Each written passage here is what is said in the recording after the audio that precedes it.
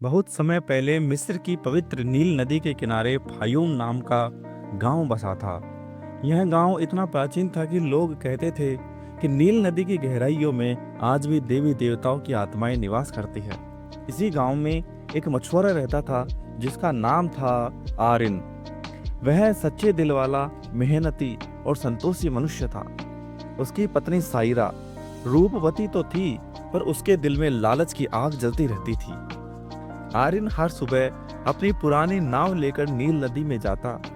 जब वह मछलियां पकड़ता तो मन ही मन कहता, हे नील नदी माता, मुझे उतना ही दीजिए जितना मेरे परिवार को तृप्त कर सके। लेकिन जब वह शाम को घर लौटता तो साइरा ताने देती, क्यों आज भी कुछ मछलियां ही लाए?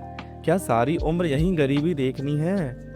आरिन ने शांत स्वर में कहा, जो कुछ भी मिलता है उसी में सुख है। लालच कभी खत्म नहीं होता। पर साइरा की आंखों में वह आग और भड़क उठती।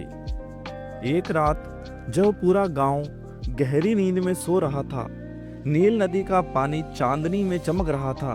अचानक लहरों में नीली रोशनी उभरी। वह धीरे धीरे नाव की ओर बढ़ने लगी। आरिन ने कांपते हुए झांका। पानी में एक सुंदर आकृति उठ रही थी। लहराते काले बाल, गहरी आंखें और गले में सीपों की माला। वह थी जलपरी नेरिटा, जिसे नील नदी की रक्षक देवी कहा जाता था। उसकी आवाज गूंजती हुई आई। जलपरी नेरिटा बोलती है, हे आरिन, डरो मत, मैं नील नदी की आत्मा हूँ। तेरी सच्चाई ने मुझे यहाँ बुलाया है। मांग जो मांगना है। आरिन ने हाथ जोड़ करके कहा, हे देवी, मैं कुछ नहीं चाहता। मेरी झोपड़ी, मेरी मछलियाँ, मेरा श्रम ही मेरा खजाना है। जलपरी नेरिटा कुछ देर उसे देखती रही और फिर धीमे से स्वर में बोली, तू बड़ा अद्भुत मनुष्य है। अगर कभी आवश्यकता पड़े नील नदी के पास आकर के पुकार लेना।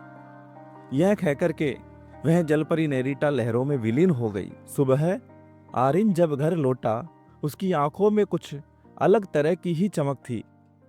साइरा ने उसे गौर से देखा और साइरा ने कहा, आज कुछ छुपा रहे हो क्या मुझसे? कहो, क्या खजाना मिला है?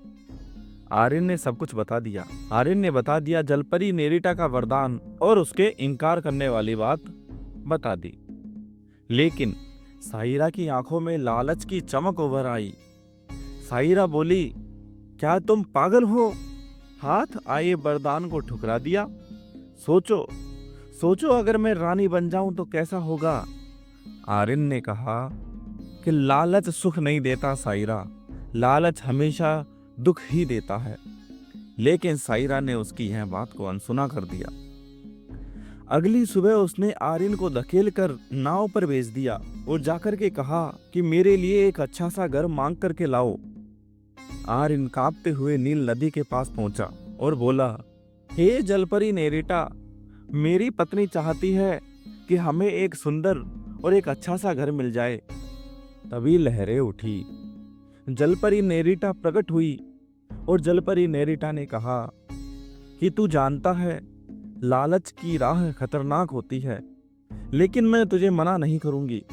मैंने तुझे वरदान दिया है कि जब भी तू कुछ मांगेगा मैं तुझे जरूर दूंगी। अगली ही सुबह उनकी झोपड़ी के स्थान पर एक सुंदर सफेद पत्थर का घर बन चुका था। साइरा की आंखों में जीत का एक गर्व था। लेकिन कुछ हफ्ते बीते। साइरा बोली कि मेरा मन नहीं लगता अब। मुझे तो इस गांव की रानी बना दो। मुझे तो इस गांव की रानी बनना है। साइरा की बातें सुनकर के आर्यन ने दुखी होकर के कहा कि ज्यादा लालच करना अच्छी बात नहीं है। परंतु साइरा ने आर्यन की बात को अनसुना करके कहा कि जाओ, मेरे लिए दोबारा से यह मांग करके लाओ, मुझे इस गांव की रानी बनना है।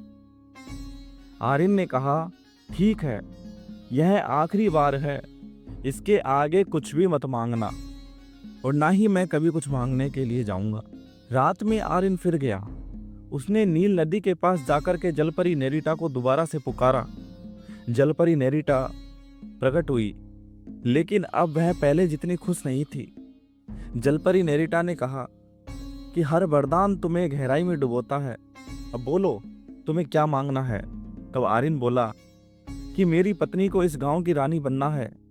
तुमने एक सुंदर मकान तो दे दिया, परंतु मेरी पत्नी को इस गांव की रानी और बना दो। जलपरी नेरिटा ने बोला कि हर वरदान तुम्हें गहराई में डुबोता है, ज्यादा लालच तुम्हारे लिए अभिशाप बन जाएगा। यह कहकर के जलपरी नेरिटा वापस पानी के अंदर समा गई। अगले ही दिन सुबह जब उनकी आंखें खुली, सायरा ने देखा कि वह गांव की रानी बन चुकी थी। लेकिन अब भी उसका मन नहीं भरा। कुछ ही दिनों के बाद में सायरा ने कहा कि आर्यन, उस जलपरी के पास जाओ और उससे कहो कि मुझे मिस्र की महारानी बनना है। आर्यन बोला, क्या तुम पागल हो गई हो? अब मैं नहीं जाऊंगा, यह तुम्हारा अंत होगा। सायरा जोर से हंसी और बोली, यदि तुम नहीं जाओगे तो मैं जाऊंगी उस जलपरी के पास में। रात में सायरा अकेली नाव लेकर नील नदी में चले गई, परंतु उसका मन लालच से भरा हुआ था। तभी उसने देखा तेज तेज लहरें उमड़ने लगी। तब सायरा ने गरजते हुए स्वर में पुकारा, हे जलपरी नेरिटा, हे जलपरी नेरिटा, सुनो, मुझे मिस्र की महारानी बना दो। आकाश में बिजली कड़क उठी, घनघोर बारिश होने लगी।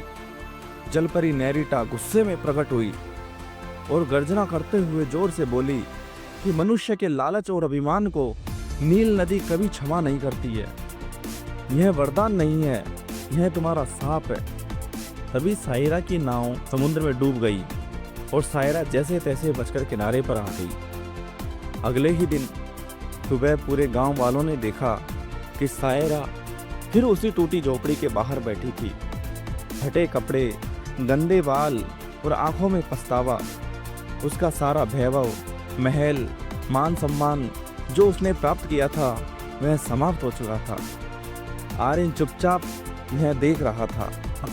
सायरा के पास आकर के बोला कि जिसने संतोष खो दिया उसने सब कुछ खो दिया। अब चलो दोबारा हम नील नदी से माफ़ी मांगते हैं और नील नदी आशीर्वाद से हमें जो देगी हम उसी में ही संतोष कर लेंगे। सायरा की आंखों में आंसू बहने लगे, उसका घमंड चकनाचूर हो गया। तो दोस्तों, यह कहानी हमें संदेश देती है कि लालच की आग सब कुछ भस्म कर देती है। सच्चा सुख वहीं पाता है जिसका मन निर्मल होता है। और नील नदी की लहरें सदा याद रखती है कि किसने उसे सम्मान दिया है और किसने उसे अपमान दिया है। तो दोस्तों, कैसी लगी आपको ये कहानी? अगर आपको ऐसी ही और भी रोचक कहानियां सुनने में मजा आता है तो हमारे चैनल को सब्सक्राइब करना बिल्कुल ना भूलें और इस वीडियो को अपने दोस्तों के साथ भी शेयर करें।